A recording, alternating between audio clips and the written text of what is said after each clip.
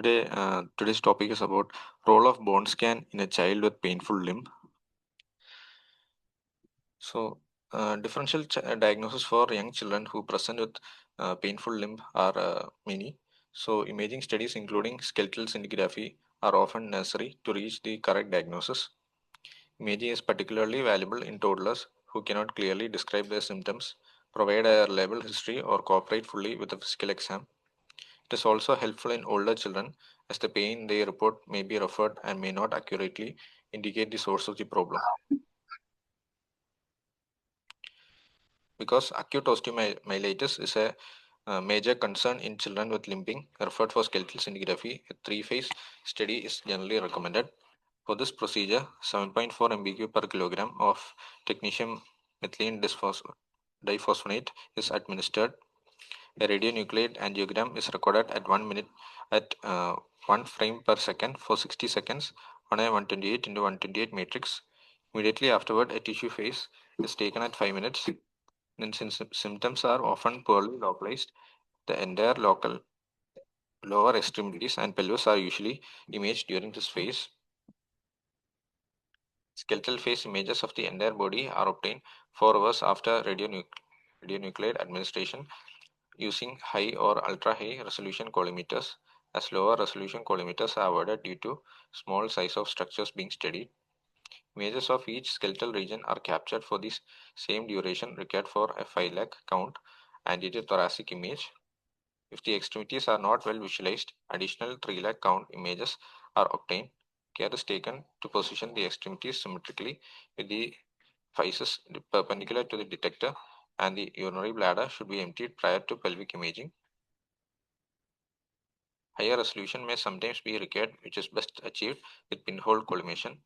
Pinhole images of 1 lakh to 3 lakh counts are acquired on a 256 into 256 matrix with a 2 to 3 mm pinholes, providing excellent anatomical detail without a significant loss of sensitivity.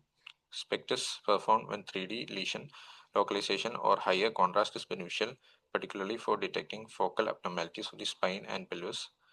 Typically, 120 images are acquired on a 128 into 128 matrix using ultra-high resolution collimator with a non-circular 360-degree orbit. Acquisition times of 20 to 30 minutes allow recording of 3.6 to 10 lakh 10 million counts. So coming to first DD, that is acute osteomyelitis. It is the most common pediatric condition that can occur at any age. So it is most frequently affects children below the age of 5 years. So the spread is through circulation, and which is the typical cause. It commonly involves higher vascular metaphases of long bones. Metaphasal equivalents of flat and irregular bones may also be affected. So about 8 per 1 lakh children per year are affected in high income countries, and there is higher prevalence in lower income countries. So boys are affected twice as often as girls. Then delayed diagnosis or inadequate treatment can lead to severe or fatal outcomes. Complications are more common in resource-poor settings due to late presentation. So coming to pathophysiology, it can be due to local trauma and bacteremia, which can increase susceptibility to bacterial seeding in the metaphases. Then history of trauma is reported in about 30% of patients. So coming to the common organisms that affect Staphylococcus aureus, it is the most common organism in all the children. Community-acquired MRSA strains often produce Anton Valentine glucosidin toxin. So PVL positive strains, they produce complex multifocal infections, prolonged fever, abscess, DVT, and sepsis. MRSA associated with higher risk of DVT and septic emboli. Other organisms like group B Streptococcus, it is the most common in neonates.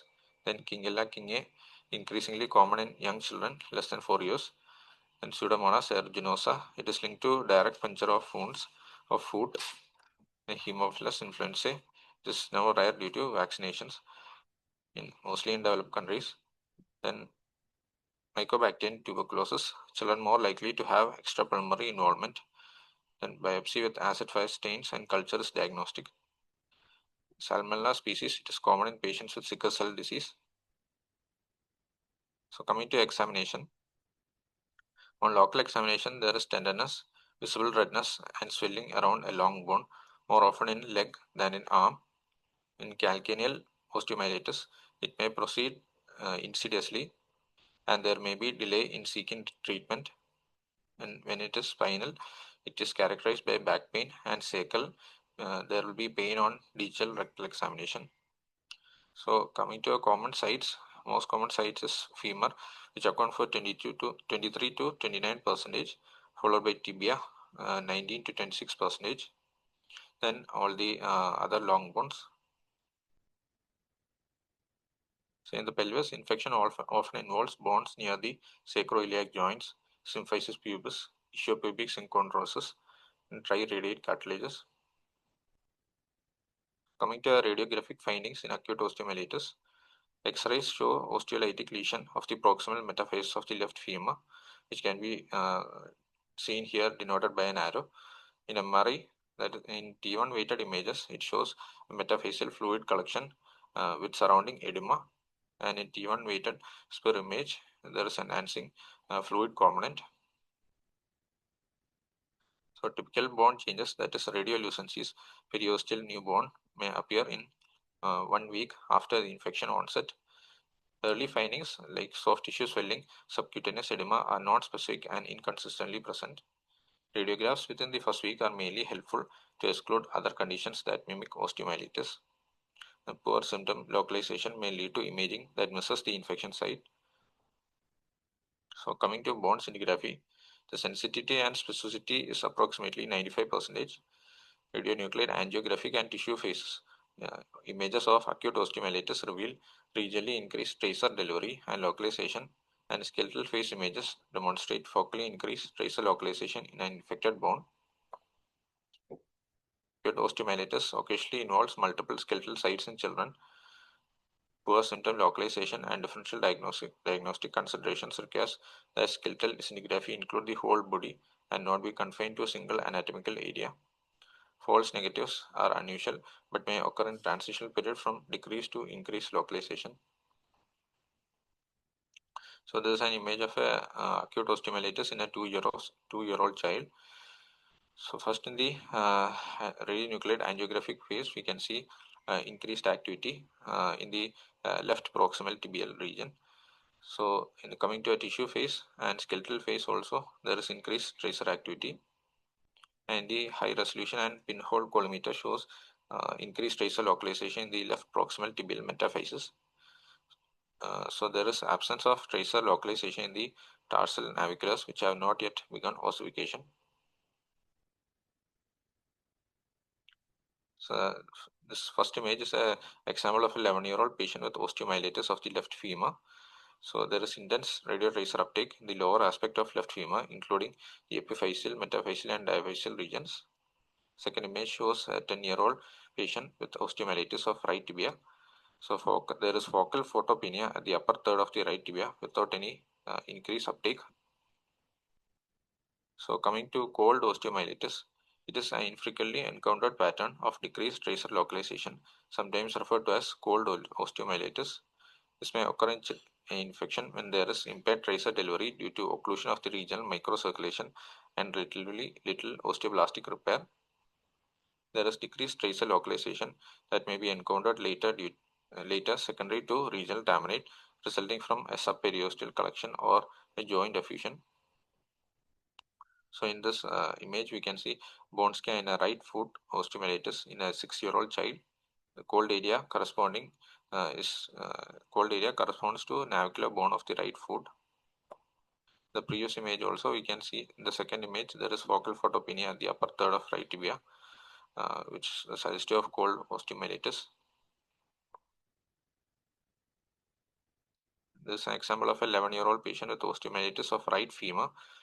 Dynamic flow phase images in the anterior projection shows increased uptake in the lower aspect of right thigh, and blood pool phase images in anterior and posterior projections demonstrate increased uptake in the lower right femur and adjacent area. A small photopenic area in the center of the region of increased uptake corresponds to an abscess. Delayed images in anterior and posterior projections show heterogeneous increased uptake in the right femoral metaphysis extending into the adjacent diaphysis. Central photopenic area represents an abscess. So coming to MRI versus bone scintigraphy. So in osteomyelitis, MRI and bone scintigraphy are most valuable in clinical scenarios where osteomyelitis is suspected but not clearly demonstrated on X-rays. So bone scintigraphy detects areas of increased bone turnover and inflammation and helps identify multifocal or diffuse osteomyelitis. It can also guide the selection of appropriate biopsy sites that cannot provide precise enough localizing information regarding the abnormality. Therefore, bone scintigraphy is more advantageous for screening purposes. Coming to MRI, it is highly sensitive and specific in detecting early bone, muscle, and other soft tissue involvement. It can reveal significant findings such as bone marrow edema, joint effusion, periosteal reaction, and abscesses. It provides detailed visualization of the spinal cord and surrounding soft tissues in case of suspected vertebral osteomyelitis. It is not always practical as children under 5 years often need to be sedated to perform MRI. When MRI is unavailable or contraindicated, imaging with CT and ultrasound may also be useful. So coming to next DD, that is vertebral infections. The spectrum of disorders at the pediatric spine includes discitis, vertebral osteomyelitis, epidural abscess. Discitis most commonly affects children between the ages of 6 months and 4 years. It usually involves the lumbar region with L3, L4 and L2, L3 being the most common sites.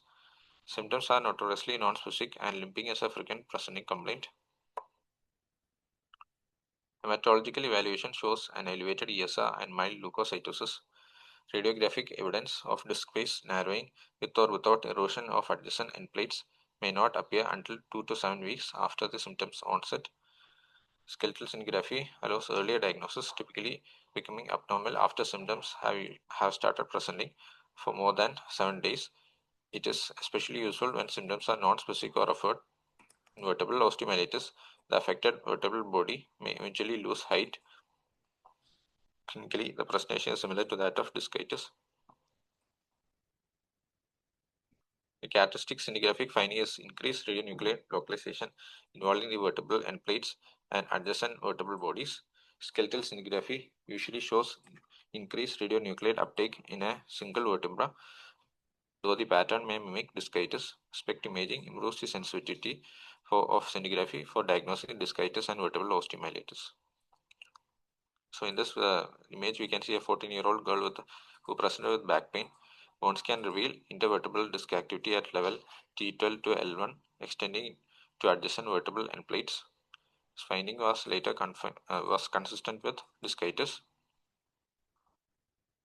Since no scintigraphic feature can reliably identify or rule out an epidural abscess, which can complicate discitis and vertebral osteomyelitis, MRI is recommended for all the pediatric vertebral infections.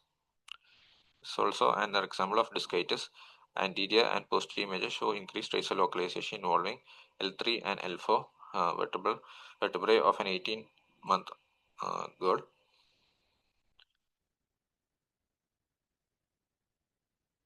There is increased tracer localization involving the L3 and L4 vertebrae. Coming to the next DD, that is septic arthritis and transient synovitis. Septic arthritis and transient synovitis are the most common joint-related conditions considered in DDs of a limp child. Beyond the neonatal period, septic arthritis most frequently affects children under 3 years. It results from organisms entering a joint via hematogenous spread to the synovium, extension from acute osteomyelitis involving intra-articular bone or direct puncture wounds. Transient synovitis, it is an idiopathic condition also called toxic synovitis, typically occurs in children between 5 to 10 years. Both most commonly involve the hip or knee. As with suspected acute osteomyelitis, imaging usually begins with radiographs, which may appear normal despite the presence of a joint effusion. When hip is involved, ultrasound is highly valuable for detecting effusions and guiding diagnostic aspiration. The difference between transient synovitis and septic arthritis is that transient synovitis resolves on its own within 2 weeks, while septic arthritis is an infection of the joint which may which typically requires antibiotics to subside. The skeletal scintigraphy of joints affected by septic arthritis or transient synovitis, they show an increased periarticular tracer localization during any or all phases of three-phase study. In cases involving the hip, decreased or absent tracer uptake in the femoral capital epiphysis may occur due to tamponade of intracapsular vessels by the effusion, which generally normalizes following arthrogenesis. So this is an example of septic arthritis. In this dynamic flow images, there is hyperemia involving the medial aspect of the left foot from the distal phalanx of the phalange of the hallux to the midfoot. This persists on the blood pool images. Intense focal osteoblastic activity is seen localized to the left first metatarsal joint, phalanges, and metatarsal of the hallux. These findings are consistent with septic arthritis of the left first metatarsal phalangeal joint and osteomyelitis of the first metatarsal and phalanges. So, a focal area of increased tracer activity indicates osseous pathology, most commonly involving osteomyelitis and occasionally fracture, and essentially rules out diagnosis of transient synovitis. In some cases, particularly transient synovitis, skeletal scintigraphy may appear normal. It is important to note that scintigraphic findings cannot reliably differentiate between septic arthritis from transient synovitis or other pediatric joint conditions.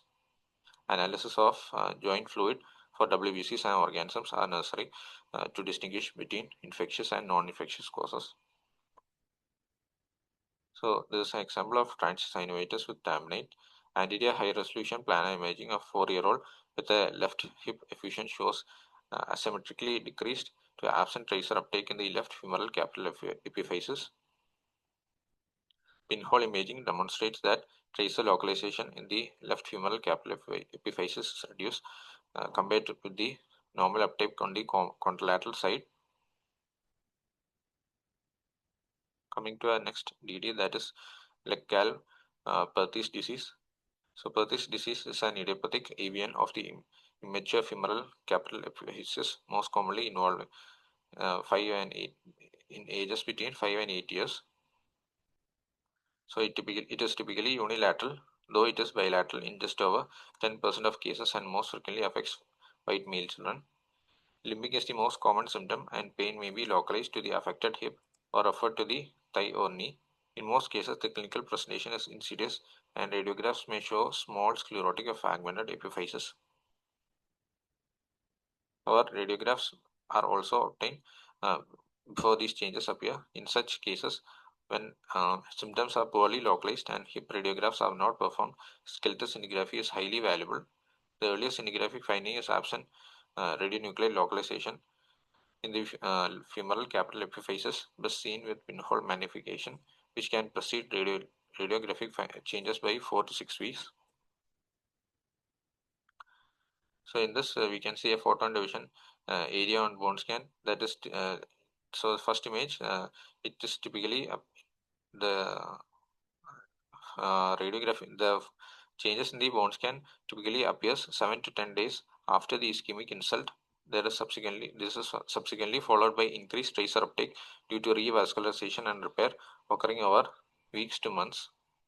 The donut sign, characterized by central photopenia surrounded by a zone of increased uptake, reflects reactive bone around the infected area and is seen during this interim period. So decreased tracer uptake in the perfusion and static phases observed soon after the ischemic event is highly specific for avian. False negative findings can also occur in bilateral disease, which shows symmetrical uptake and transition phase from infarction to revascularization. So coming to next detail, that is lower limb fractures. Lower limb fractures are common in toddlers learning to walk. The most typical injury is a spiral or oblique fracture of the tibia, called a toddler's fracture. Fractures of the knee and cuboid bones are often occur fairly. Then children with these injuries usually avoid putting weight on the leg. Sometimes symptoms are vague, so X-rays may not be taken or may not clearly show the fracture. So skeletal scintigraphy is more sensitive than X-rays for detecting early fractures. Tibial fractures usually show diffuse tracer uptake along the shaft, while calcaneal and cuboid fractures may show focal, lineal, or diffuse uptake. Since multiple injuries can occur, a whole body scan is often recommended. Coming to the next TD, that is osteoid. It's a non-cancerous bone growth, usually a small round or oval mass called a nidus is that occurs that contains the blood vessels, bone tissue, and bone-forming cells. Most commonly occurs in arms and legs.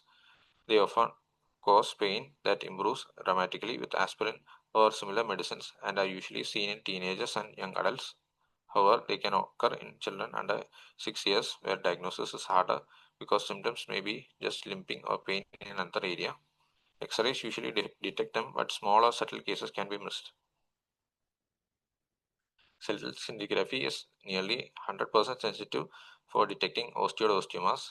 Radionuclide angiography and tissue phase imaging often, but not always, show increased tracer activity. So skeletal phase images usually reveal a well-defined, intense, active focus at the site of osteoma, often surrounded by a zone of moderately increased uptake in the reactive bone. In this image, we can see the typical sign, that is double density sign, a focal region of increased uptake superimposed on a larger area of generalized increased activity. So coming to other systemic and non-skeletal diseases. So others diseases can also cause increased tracer uptake. Like skeletal scintigraphy can be first test to detect abnormalities and help suggest the correct diagnosis in conditions like sickle cell anemia, leukemia, neuroblastoma, and LCH, especially when the initial symptoms involve the bones such as limping. Even in seemingly straightforward cases, imaging specialists must carefully look for signs like abnormal uptake at multiple sites or tracer accumulation in a soft tissue mass, which may indicate the need for further investigation. So coming to a summary, limping in children is a common but non-specific symptom with a broad differential diagnosis. Imaging, particularly skeletal scintigraphy, is crucial for diagnosis, especially in toddlers who cannot clearly describe their symptoms, and in older children where pain is referred. So, three-phase bone scintigraphy is done, which includes angiographic, tissue, and skeletal phases, which dissects the areas of increased bone turnover and inflammation. Higher resolution and pinhole imaging improves the anatomical detail, while SPECT can increase 3D localization.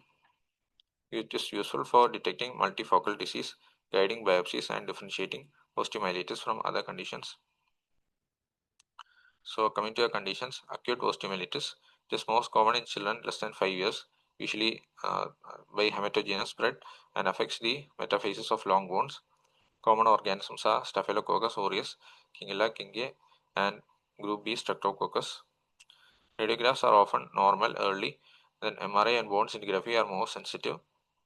Rarely, cold osteomyelitis may show decreased tracer uptake. So vertebral infections, it includes discitis, vertebral osteomyelitis, and epidural abscess. Symptoms are non-specific. Skeletal scintigraphy detects disease earlier than radiographs. MRI is recommended for epidural abscess evaluation. Septic arthritis, it usually occurs below 3 years. It is caused by hematogenous spread, direct puncture, or extension from osteomyelitis. Transient synovitis is idiopathic and usually occurs in the age group 5 to 10 years. Imaging may show increased periarticular tracer uptake. Joint aspiration is needed for definitive diagnosis. Other conditions detected by scintigraphy include Perthes disease, where there is avian of femoral epiphysis presenting with limping. Early photopenia on bone scan precedes radiographic changes. Fractures, that is toddlers fractures and other subtle injuries, can be missed on X-rays but detected on scintigraphy. Osteoma, which is small benign bone lesion. It is highly sensitive on bone scan with the typical double density sign. The other systemic conditions like sickle cell anemia, leukemia, neuroblastoma, and LCH may show skeletal manifestations detectable on scintigraphy. Some references.